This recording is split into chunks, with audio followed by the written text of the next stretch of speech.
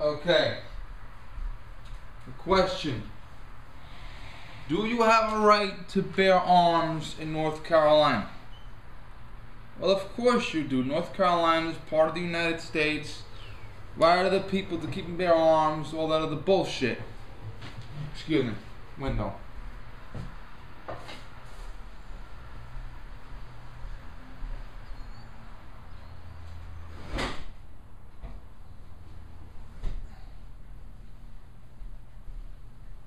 The window was a little fucked and a little breeze is coming in. I don't want any. There was a breeze coming in. I didn't want any interruptions. Well, see, our founding fathers gave us the right to bear arms for the reason that we can defend ourselves from danger in the event the authorities are not available to protect us. Remember, I think I could be wrong, but I think the oldest police department is the U.S. Marshal Service, founded by President Washington himself in 1789.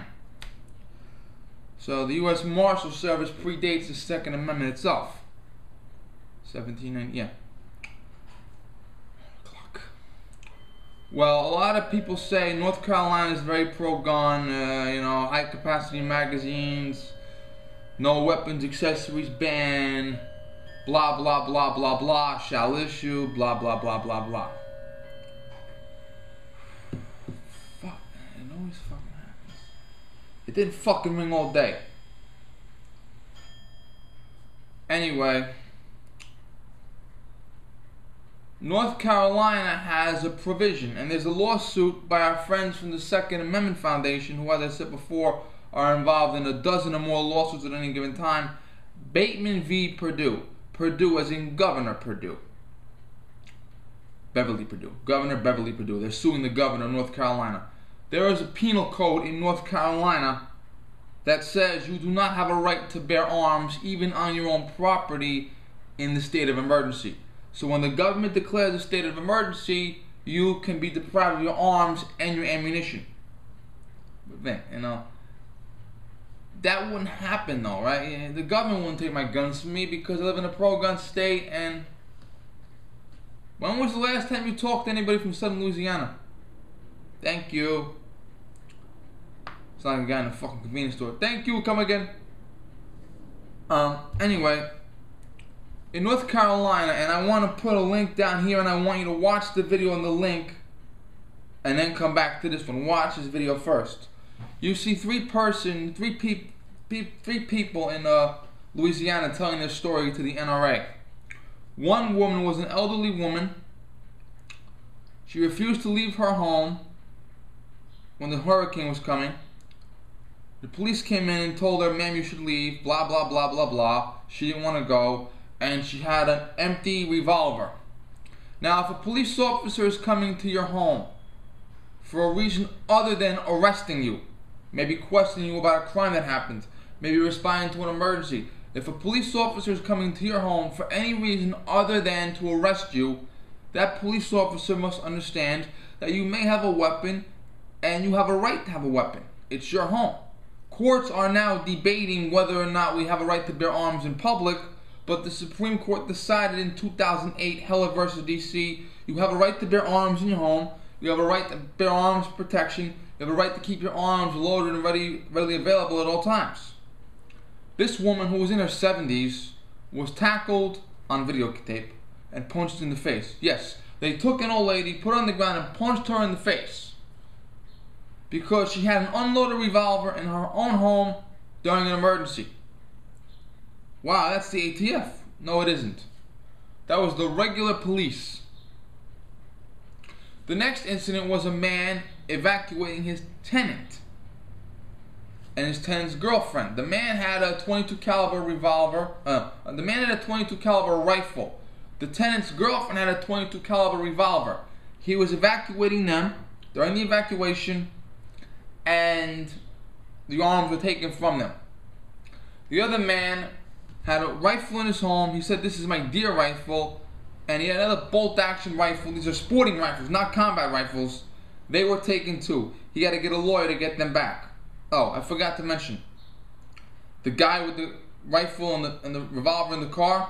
He was evacuating his tenant and his tenant's girlfriend.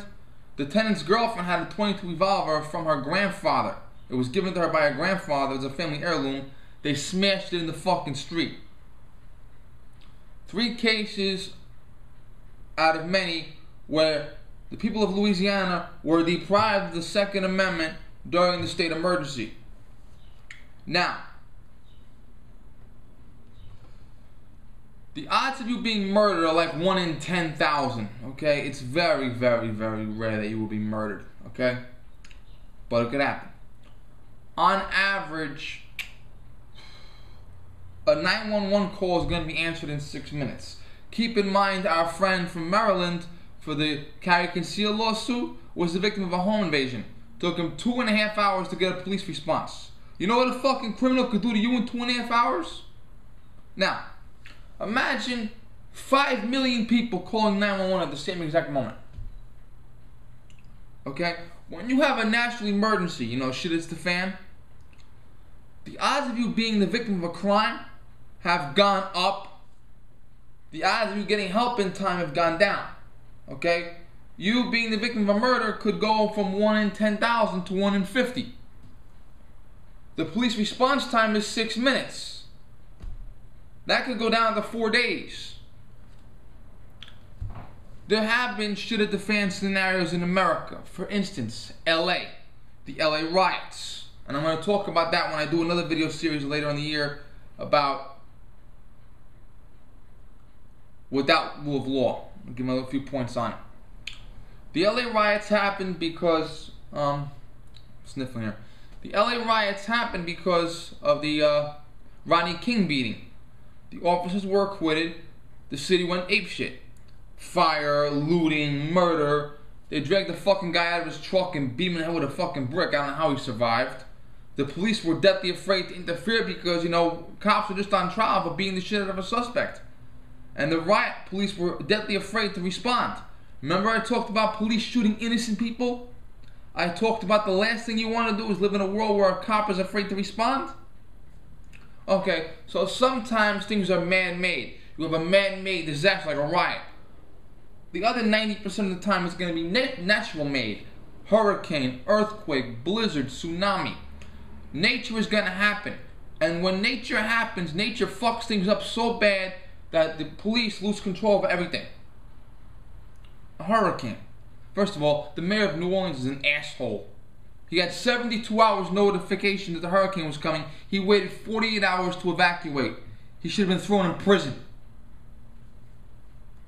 Anyway, when the shit hit the fan in Louisiana, and we've seen video footage of the people on the roofs with the flood, we've seen video footage of the streets, the dead bodies, the people living in fucking poverty, the homeless shelters, the Superdome being destroyed.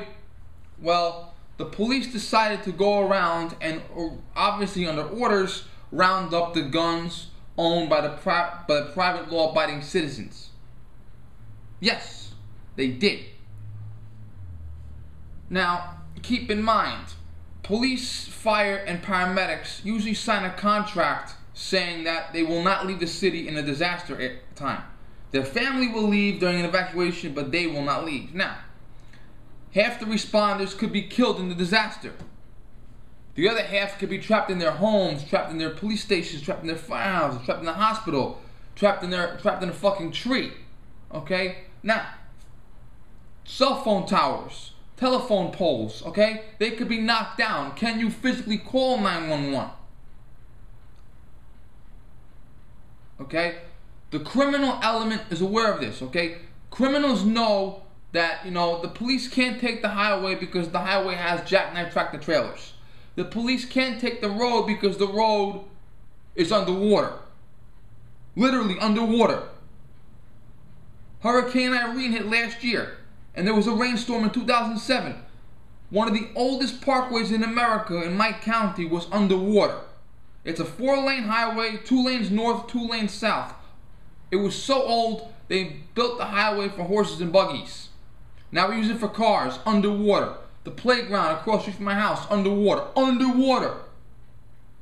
Okay? How the hell are the police and fire going to come to you when water is surrounded. They don't have a boat. I hope they do, but they might not.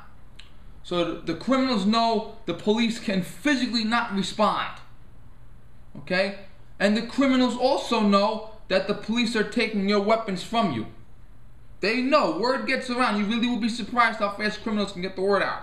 So, the odds of the police being able to protect you, way up there. The odds of you having a gun to protect yourself, way up there. So what do? They respond. The criminals take advantage of this. Look at the Superdome. People in the Superdome were hurtled in like fucking cattle and left there with no food, no water, no security. Witnesses report that in the Superdome and a few other places in southern Louisiana, you had fucking gang members running around with fully automatic machine guns. Because there was no protection. You're thrown to the fucking wolves. Okay? So, when the shit hits the fan, your need for the Second Amendment is more grave than ever. Now let's talk about the woman.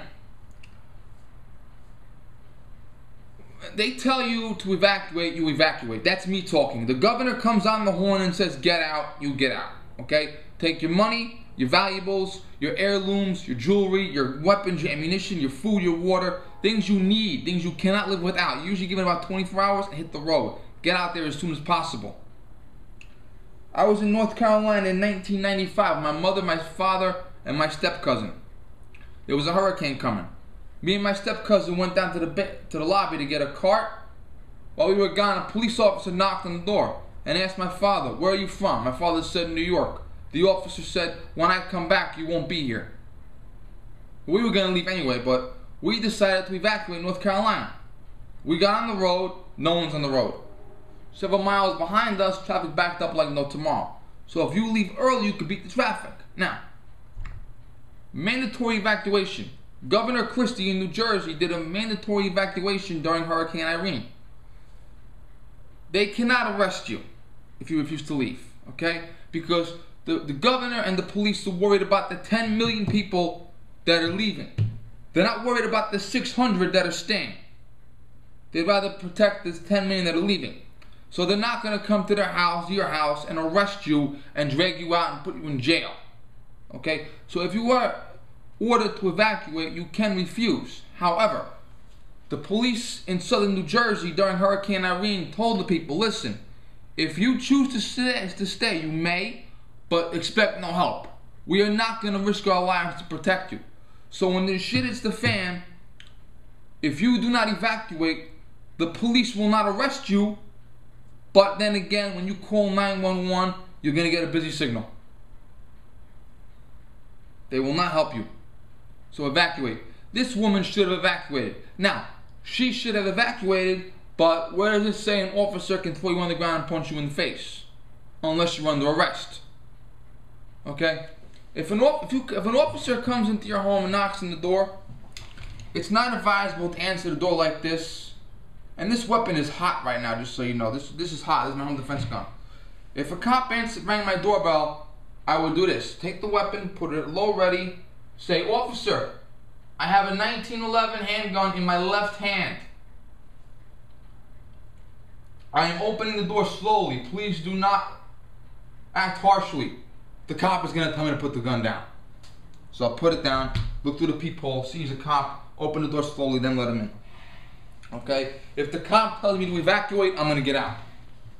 So a cop has to understand that I may have a weapon, and I have a right to. So the cop should not have thrown that woman on the ground and punched me in the face. If she was a felon and they were arresting her, then I condone it. But no, not in that situation. The gentleman with the .22 rifle and the girlfriend and the tenant's girlfriend's revolver. When you evacuate, you take your gun with you. New York State allows you to drive around with a loaded gun in your car, loaded handgun in your car. Not a loaded long gun. I take the long gun, empty the ammunition, put it in the car, throw the ammunition right next to it, no one cares. I take a tactical carbine, take the magazine out, clear the chamber, put the gun and the magazines in the case. It's not loaded, nobody cares. However, I heard this, I don't know if it's true or not, I have to look into it a little more. I heard that in New York State, in an absolute crisis, absolute worst case scenario, shit it's the fan scenario, I can have a loaded long gun in my car in New York as a last resort. But under normal circumstances in New York, the long gun may not be loaded. The handgun may be loaded and kept ready to respond to danger, but the long gun cannot be loaded. You evacuated, take the guns with you. The man that was evacuating the tenant and the girlfriend, he was doing what I would have told him to do. Get the guns, get the ammunition, and evacuate. You don't want to leave your guns behind because you're afraid of having a break-in and having a criminal take the guns. Okay, and the other gentleman with his rifles in his house, cops came and said, give us the rifles, he had to get a lawyer to get it back. Let me tell you, this is my opinion. Robbery is when I take something from you by force. You have an item. I take it from you by force. That's robbery. Okay? If a police officer comes in and physically takes my gun away from me, I'm not a suspect of a crime. I'm not under arrest. I'm going to consider that a robbery. Now, if a cop shoves an AR-15 in my face and says, give me the fucking gun, I'm not going to fight him to death. I'm going to come back with a lawyer later, but I am going to come back with a lawyer. And I'm going to press charges, criminal charges. I'll be like, this cop took my gun. Where's his warrant? I was in my own home with my own gun, which was legal. Where's the warrant? Where's the probable cause? What was the reason? Okay? So, yeah. So, when the shit hits the fan, the cops took the weapons from the people. Not the ATF, not the military. Now, here are some scenarios where the police can deprive you of arms. If you are a convicted felon, there is no Second Amendment. If you are a convicted domestic abuser, no Second Amendment. If you have been documented to have attempted suicide, no Second Amendment. If you are a chronic drug addict, substance abuser, no Second Amendment. If you suffer mental illness that makes you dangerous, you know, I hear voices that tell me to set buildings on fire. The small purple bunny wants me to kill somebody. Okay? No Second Amendment. They can stop you from buying a gun, and if you have a gun already, they can take it from you. Probation. Probation is for people, instead of jail, you go on probation. Could be a misdemeanor crime, could be a felony crime. You're in custody. If you're on probation, you are in custody of the probation officer. No gun. Parole. Parole means you went to prison and got out early. You're a convicted felon. No gun. You're out on bail. No gun. You have a pending trial. You know, I'm accused of bank robbery and I'm pending trial. No gun. Okay? If it works out in the end that you're innocent, guns come back. If it works out in the end you're guilty, guns don't come back. The Sixth Amendment says that in order for the law, the court, to deprive you of something, they have to have justification. They prove your case, okay? You don't prove your case against them, they prove their case against you, okay? So when an officer of the law seizes your property, he needs a reason, a very, very good reason. And he has an obligation to tell you, I am seizing your gun because a judge gave me a warrant. The judge gave me a warrant because you punched your mother in the face. Okay? And you have a right to talk to a lawyer and to dispute the claim. That's it. They cannot take your guns. They cannot take your jewelry. They cannot take your money. They cannot take your house. They need to have good reason. Okay, you have a car. You stop making your payments. The bank who bought the car for you sends the repo agent. Listen, you didn't pay for your car. It still belongs to us. Here's a signed contract. Here's a warrant. We're seizing your car. That's it. Anybody that takes anything from you must prove their case to you. And, well, there's a bad situation. There's a state emergency. We don't want you to have a gun. That's not a good reason. That's wrong. That's wrong. That's a violation of your rights. Now, the governor of North Carolina said last year we should suspend elections to fix the problem. Yeah. You, the politicians, screwed up. And you were afraid that we the people are going to throw you out of office, which we were. So you suggest we suspend elections for a year or two to allow you to stay in office longer to fix all the problems. Yeah, this is the governor of North Carolina talking. So if she's willing to suggest, even as a joke, let's suspend the election and fix the problems without allowing the people the opportunity to throw us out of office, she may very well enact this. You never know.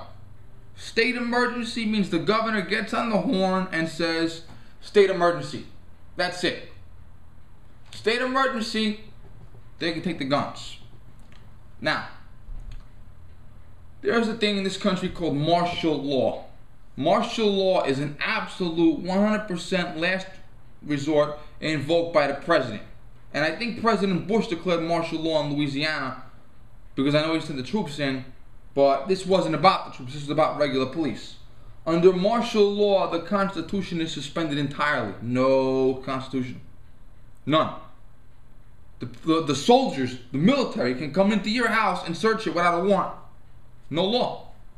The president needs to have a damn good reason to enact martial law. And once the problem is solved, he has to remove the soldiers and restore order.